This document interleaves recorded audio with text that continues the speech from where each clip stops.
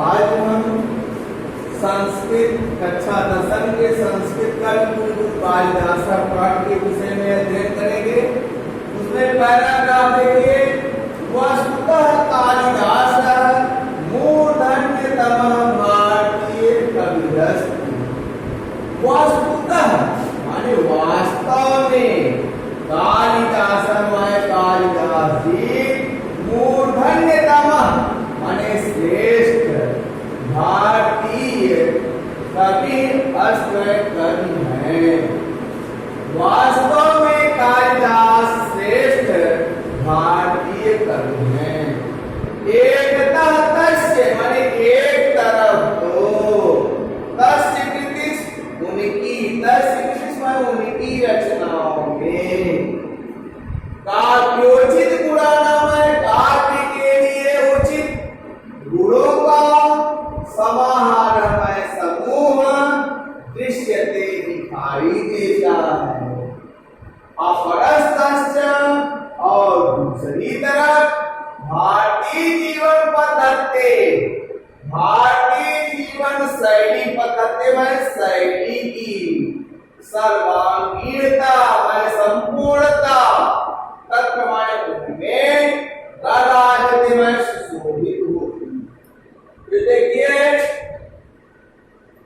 एक तरफ तो उनकी रचनाओं में काव्योचित गुणों का समूह दिखाई देता है, तो दूसरी तरफ भारतीय जीवन शैली की सर्वांगीणता उनमें सुशोभित होती है। काव्योत्कर्ष दृष्टया काव्य के उत्कर्ष से काव्य के उन्नति की दृष्टि से तस्य काव्य उनके काव्यों में मानव मन समय मनुष्य के मन के सूक्ष्मानुभूति सूक्ष्म अनुभवों का इंद्रधनु और इंद्रधनुष तस्यापि सहृदयस्य किसी भी सरल हृदय वाले के चित्तमय मन को आवश्यकमय ढकने में पारित में समर्थ होता है। काव्य के उन्नति की दृष्टि से उनके काव्यों में मनुष्य के मन के सूक्ष्म अनुभवों का इंद्रधनुष किसी भी सरल हृदय वाले के मन को ढकने में समर्थ होता है। प्रकृति प्रकृति भी स्वजड़त्व स्व माने अपनी जड़त्व में जड़ता को विहाय में छोड़ कर सर्वत्र सब जगह मानव सहचरी में मानव की पत्नी के समान आचरण करती है। तो प्रकृति भी अपनी जड़ता को छोड़ करके सब जगह मानव की पत्नी के समान आचरण करती है।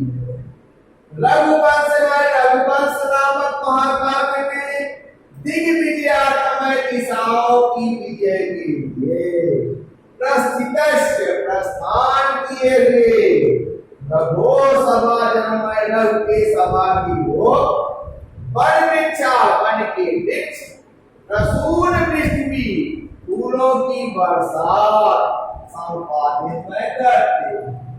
रघुवंश नामक महाकाव्य में दिशाओं की विजय के लिए प्रस्थान किए हुए रघु के सभा की ओर और वन के वृक्ष फूलों की बरसात को करते हैं।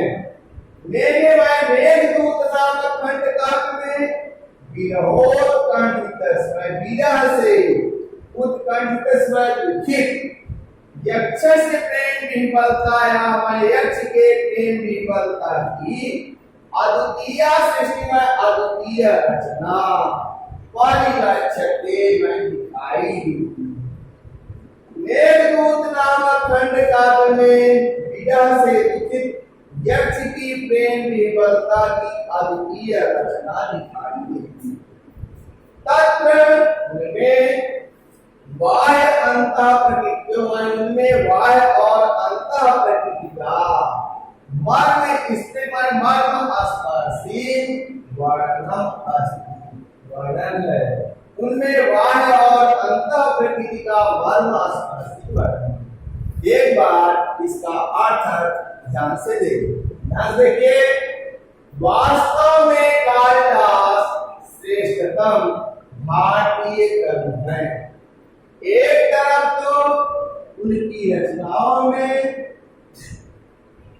काव्य के लिए उचित गुणों का समूह दिखाई देता है, तो दूसरी तरफ भारतीय जीवन शैली की सर्वांगीणता उनमें सुशोभित होती है।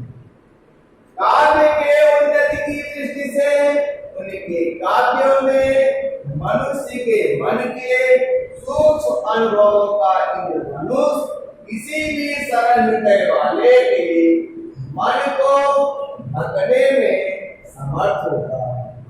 प्रकृति भी अपनी जड़ता को छोड़ करके सब जगह मानव की पत्नी के समान आचरण करती है।